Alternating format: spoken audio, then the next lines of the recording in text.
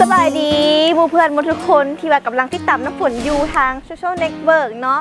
หลายคนอาจจะเห็นสกู๊ปที่ว่าน้ำฝนได้ถ่ายที่ผ่านมาแล้วแต่ว่าสกู๊ปนี้พิเศษกันเลยเพราะว่าน้ำฝนจะพาทุกท่านไปเบิ่งการสัมภาษณ์ของน้ำฝนเนาะซึ่งว่าจะเป็นจังไดนั้นติดตามน้ำฝนไปพร้อมๆกันเลย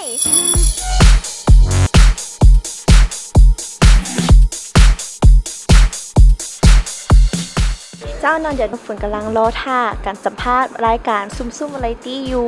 ซึ่งจะเป็นจังไดนั้นไปหาชมภาพการสัมภาษณ์ได้เลย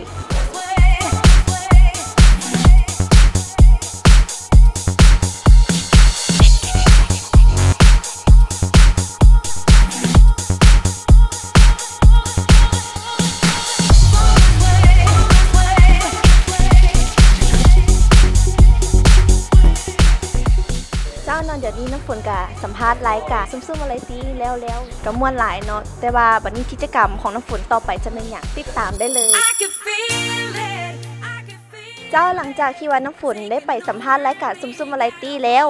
ต่อมาน้ำฝนกับมาอยู่ที่ทีวีลาวเนาะจะมาสัมภาษณ์รายการ Star Talk ซึ่งจะเป็นจะเด่นนั้นนำน้ำฝนเข้าไปได้เลย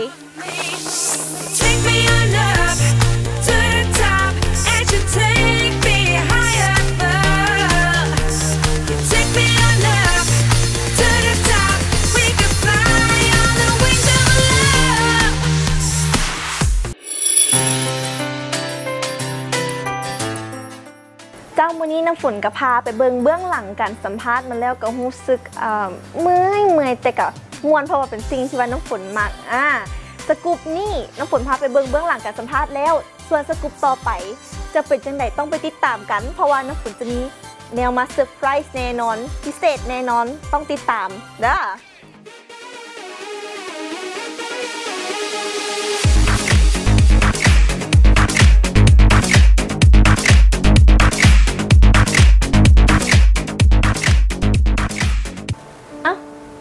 ห้องมุงนอนของน้องฝนแล้วน้องฝนก็ต้อง